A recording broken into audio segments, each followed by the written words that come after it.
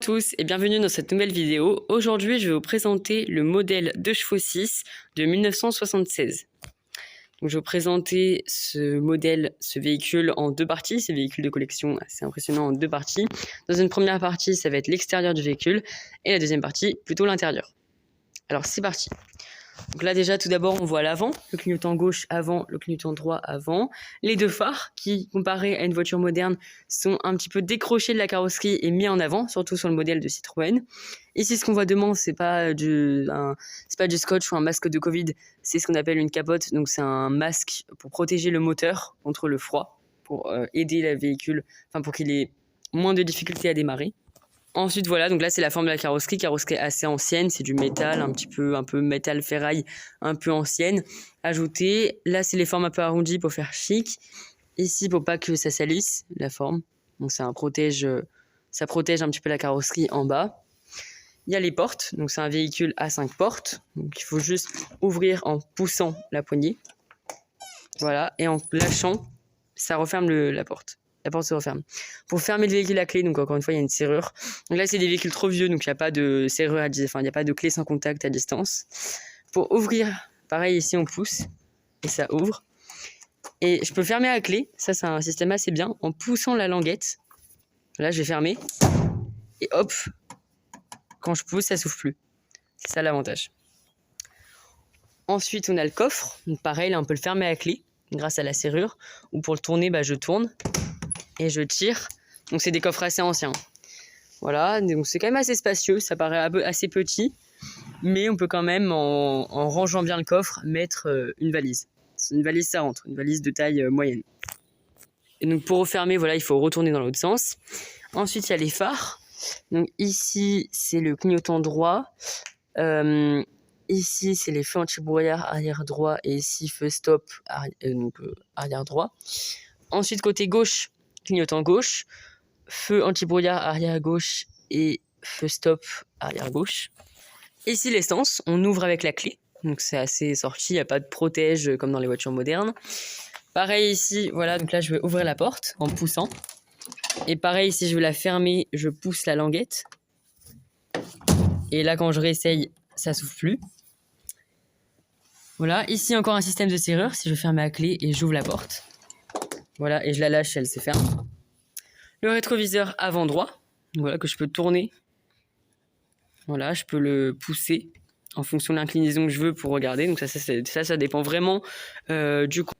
Voilà, le positionnement des rétroviseurs doit se faire en fonction des préférences de conduite, en fonction de la conduite du conducteur. Donc là, pareil, là, je peux tourner, tirer, pousser. Je peux pousser. Enfin voilà, il y a plusieurs positions. Maintenant sur la partie intérieure du véhicule avec ici le clignotant. Donc je baisse vers la gauche avec le clignotant gauche. Ça s'active. Clignotant droit en levant vers la droite. On a ensuite le compteur kilométrique qui nous indique qu'il peut aller jusqu'à 130 km/h, donc il n'y a pas de compte tour, hein, c'est une vieille voiture. Mais on sent qu'avec cette voiture, au bout de 90, maximum 100, la voiture elle commence vraiment à fatiguer à 95 km/h, donc on va dire qu'il prévoit jusqu'à 30, mais ça va jusqu'à moins. Ici, on a le niveau de l'essence. Donc, encore une fois, voilà, 1,5, c'est complet. Donc, il n'y a pas de voyant une alarme qui nous indique, hein, c'est une voiture assez ancienne, hein, qui nous indique quand il n'y a plus beaucoup d'essence. C'est juste l'aiguille qu'il faut bien suivre. Ici, le compteur kilométrique, enfin le calculateur de kilomètres depuis le début. Et ici, c'est au niveau de la batterie, qui nous indique dès que la batterie est à plat. Ensuite, ici, le bouton pour les essuie-glaces. Je vais le tirer et ça va activer les essuie-glaces. Et je vais pousser et ça les éteint. Ici, on va entendre le bruit d'un mécanisme en tournant. C'est censé activer un jet d'eau pour nettoyer la vitre, mais bon, il n'y en a plus. Ici, c'est le voyant, dès qu'il y a un problème, il s'allume. Ici, c'est le phare. Donc, je tourne une fois les feux de croisement et une deuxième fois les feux de route. Donc, on voit la lumière jaune qui est là-bas. Voilà. Ensuite, le klaxon, j'appuie. Là. Ici, on a le frein à main. Donc, il faut appuyer et pousser donc, vers le fond. Ici, la boîte de vitesse. Donc là, on voit déjà qu'il y a 4 vitesses, donc c'est pas une voiture assez moderne. Et ici, par exemple, comparé à la Berlingo Citroën, par exemple, et ben ici, c'est encore un modèle Citroën mais ancien. Pour reculer, donc déjà, il marque AR, pas R. C'est en haut à gauche. Voilà. Ici, la première vitesse, il y a un décalage à chaque fois des vitesses. C'est pas en haut à gauche, c'est l'équivalent de la deuxième sur une voiture moderne. La deuxième vitesse, elle est là, alors que sur une voiture moderne, ce serait plutôt la troisième. La troisième vitesse, elle est là, alors que sur une voiture moderne, ce serait justement la quatrième. Et ici, c'est la quatrième vitesse, alors que ce serait la cinquième sur une voiture moderne. Et ici, il y aurait soit la sixième vitesse, c'est la vitesse écologique sur autoroute pour une voiture très moderne, ou alors la cinquième vitesse, mais là, il n'y en a pas du tout. Ça s'arrête à 4. C'est pour ça que le compteur, il ne va pas au-delà de 130. Parce que sur un compteur moderne, il devrait indiquer les chiffres jusqu'à 190, voire 200. Sur les voitures de sport, on pourra monter jusqu'à 300, comme un TGV. Ensuite, ici, donc là, il y a un petit boîtier qu'on peut tirer et ouvrir. Donc, normalement, là, c'est pour mettre une cigarette. Donc, c'est un peu ça, c'est une vieille voiture de l'époque. On pouvait fumer une cigarette en conduisant. Et donc, on mettait la cigarette ici, ça chauffait la cigarette. Et à côté, c'est un espace pour mettre les jetons. Ici, c'est l'équivalent, donc un peu l'espace boîte à gants. Bon, il n'y a pas de fermeture, mais en tout cas, c'est assez ouvert. Donc là, c'est les boutons de la clim. Donc là, c'est air froid, air chaud. Là, c'est le niveau d'air. Donc là, si on en veut beaucoup, c'est que tout est à droite si on veut très chaud et beaucoup.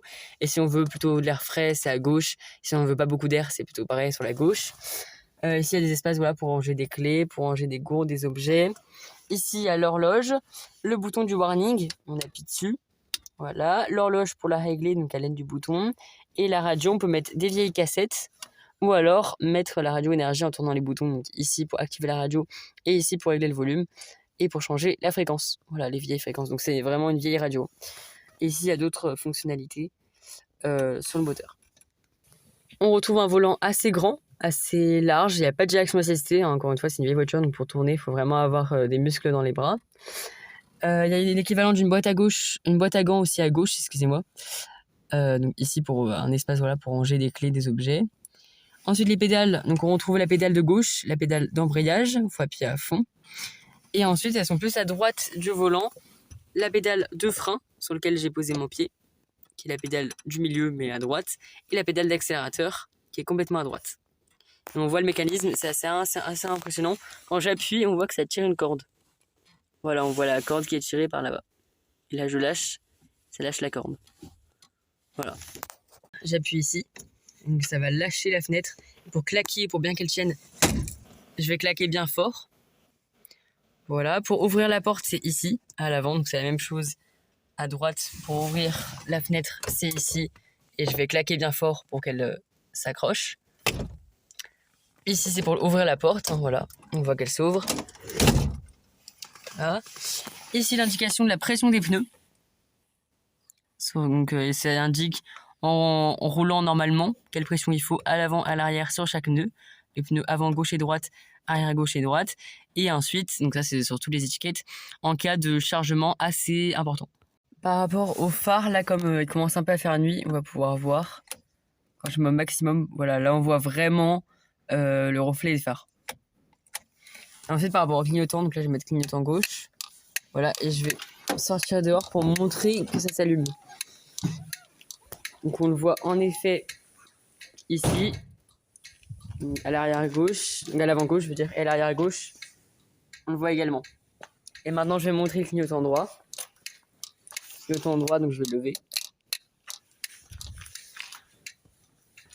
Donc là on le voit à l'arrière droit.